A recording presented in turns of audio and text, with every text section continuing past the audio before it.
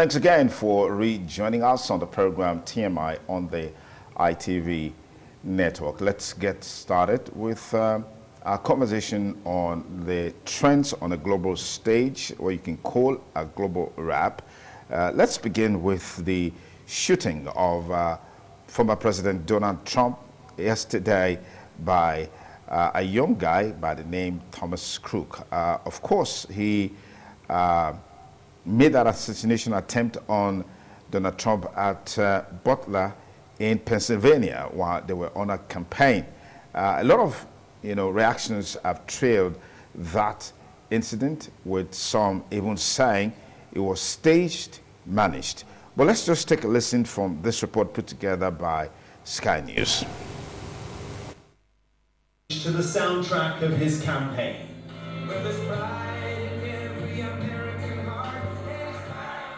It had just gone 6 p.m.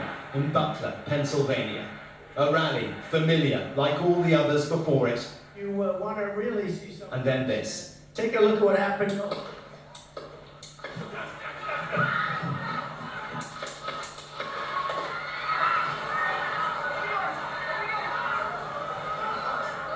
Watch and listen again. Take a look at what happened. 2 pops. Trump grabs his ear, then falls to the ground. Then a flurry. Space yesterday, an assassination attempt on former President Donald Trump at Butler in Pennsylvania, and the bullet bruised past his ear, and he's okay, and as of today is in Milwaukee for the Republican convention.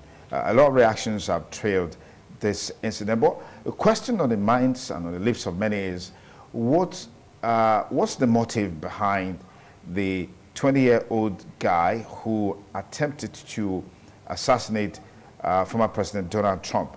Did he do this in isolation, or there are people at the background who are perhaps responsible for this incident, who are trying to take out Donald Trump, a man who is known for his very bombastic views on certain key global issues on climate change, on global warming. He's expressed his views on it, which in a sense is not in tandem with the globalist and of course what you refer to as the deep state, as it were.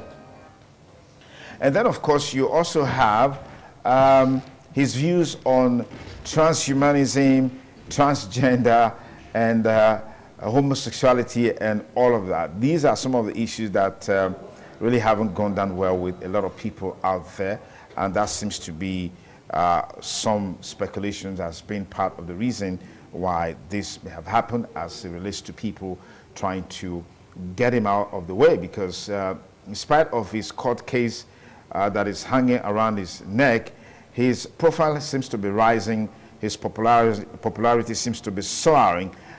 People expected that with all that is happening around Donald Trump, his popularity will dip, but that's not the case. It just keeps soaring. And so there are fears that he may clinch the presidential election come November. So you probably may anticipate that some who are not comfortable with his persona, his attitude, his comments, his stance on some of these things may just want to have him out of the way. All of these are still mere speculations. The FBI is yet to come out to say specifically the motive behind the shooter, as it were. But what we do know, according to the FBI, they've categorized this incident as domestic terrorism. All right, so we'll look at how all of that will pan out in the days to come. The shooter died in the process, from what we have, and then of course 2 other persons or so also died in the process. There was a particular man who attempted to protect his child, and he lost his life in the process. I mean, you could say the man literally sacrificed his life for his daughter, as it were. Yeah, that's that incident we're talking about. Well, on the part of President Joe Biden, has come out to condemn in strong terms this incident, describing it as way too far. irrespective of political differences, irrespective of political views and perspectives. We shouldn't get to this level. Take a listen. You know, the political record of this country, there's no place in America for this kind of violence, for any violence, ever. Period. No exceptions. We can't allow this violence to be normalized. You know, the political record of this country has gotten very heated. It's time to cool it down. We all have a responsibility to do that. Yes, we have deeply felt strong disagreements. The stakes in this election are enormously high. I've said it many times that the choice in this election, we make in this election, is going to shape the future of America and the world for decades to come. I believe that with all my soul. I know that millions of my fellow Americans believe it as well. And some have a different view as to the direction our country should take. Disagreement is inevitable in American democracy. It's part of human nature. But politics must never be a literal battlefield, and God forbid, a killing field. I believe politics ought to be an arena for peaceful debate, to pursue justice, to make decisions guided by the Declaration of Independence and our Constitution. We stand for an America, not of extremism and fury, but of decency and grace. All of us now face the time of testing as the election approaches. And the higher the stakes, the more fervent the passions become. This places an added burden on each of us to ensure that no matter how President Joe Biden there condemning in strong terms the attempted assassination of former President Donald Trump, who is the Republican nominee for the U.S. presidential election bid for November. Former President Trump is already in Milwaukee for the Republican convention. But this incident has also attracted global condemnation. I mean, we saw in our papers review this morning, President Bola Ahmed Tinubu also condemning this incident. But we'll keep our fingers crossed and keep you updated subsequently on some of the latest on that incident. Let's take you into the world of sports, specifically football, where a lot went down over the weekend. Let's begin with the Euro 2024, where Spain beat England by 2-1. That match literally was resurrected from the bench, and it was also won from the bench. First, it was Cole Palmer who came from the bench to equalize for the Three Lions. And then, of course, Oyarzabal came also for Spain in the second half to seal victory for Spain, winning their fourth Euro finals so far. That's the fourth time they're winning it, from 1964, 2008, 2010, and then, of course, 2012, and then, of course, now in 2024. In 2008, they won it before they won the World Cup. In 2010, in South Africa, if you recall. And then in 2012 again, they won it again. But it just shows how the Spanish football has really come of age in terms of quality, content, in terms of ability to hold their own against any team. On the road to victory, Spain beat other superpowers in the world of football, talking about France and Germany. I'm sure the one against Germany really broke my heart, because I actually saw the German side as a team that was very, very strong and had great potentials to perhaps get to the final. Not because they are host country, but because of the quality at their disposal. But it came against the Spanish side, and they felt like a pack of cards. The same for the French national team. So big congratulations to Spain winning their record fourth European finals, and heartbreaking for the Three Lions, talking about the England national team. I felt very sorry for Kane, who was the Three Lions captain, 30 years old, on the verge of just ending his career without a major trophy to show for it.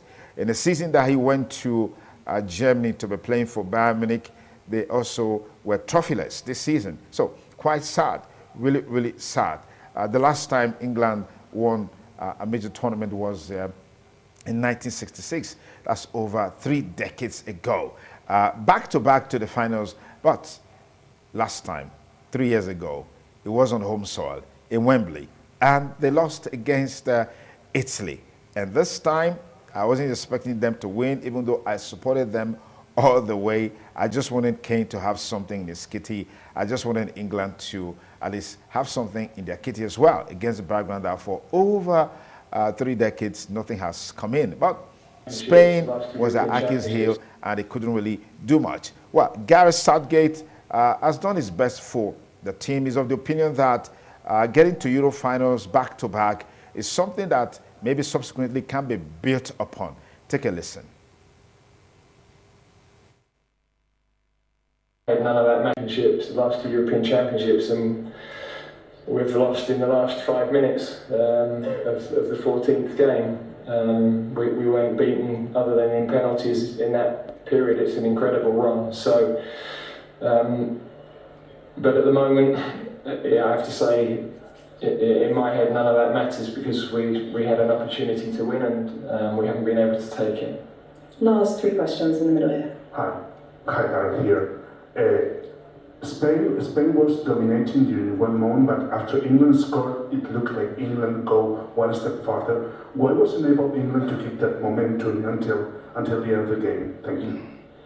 It's a good question. There was one moment where we actually had a throw-in in their third of the pitch, and we definitely had an opportunity to keep the ball in that area of the pitch, and we played backwards and out of the pressure, and then there was a long period after that where we didn't get the ball again. So there was a turning point, if you like, within that. But I think in the main, at the end of the game, the physical issues that we had probably took their toll. There were 4 or 5 players that would ideally have refreshed at that point. We would.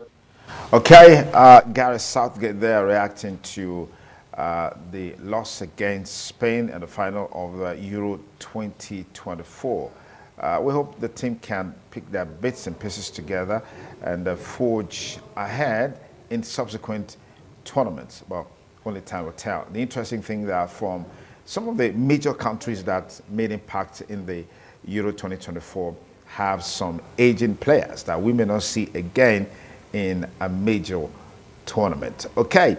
Our attention goes to South America, Copa America 2024, and it was Argentina, the world champions, clinching that one against Colombia in a high pulsating encounter, which of course ended in the early hours of today. Lionel Messi again leading his friends, his pals, his brothers to another epic final. We'll look at Colombia and Argentina and see what they've been able to do for themselves in recent times. Argentina winning the World Cup. They're also the defending champions of Copa America. Now they've won this again. That's remarkable for Lionel Messi and his colleagues. Well, at the prime of his footballing career, to add this to his kitty, to his already overcrowded feather is something to share about, something to think about, something to talk about. But I think that in this tournament, all eyes were actually on Colombia. Since 2022, they haven't lost a game. 28 games unbeaten until early this morning when they played against Argentina, losing 1-0 in that epic final. On their way to victory, countries like Uruguay, countries like Brazil, felt the pangs of the Colombians, led by a former Real Madrid star, Rodriguez. But his effort wasn't good enough, and so they lost to Argentina in the finals of Copa America 2024. So the La Cafeteros, as they are known, lost to the Albiceleste, as the Argentines are known, in the epic final of Copa America 2024. So big congratulations to Lionel Messi and the other teammates for coming through on this one. Yeah, and you can see Rodriguez there, crestfallen, and Argentine captain and maestro all smiles. Victory is always very, very sweet. Always very, very sweet, especially when it's a hard-won victory, when you really fought for it, and not on a platter of gold, as it were. Okay, that's it on the Global Wrap on TMI this lovely Monday morning.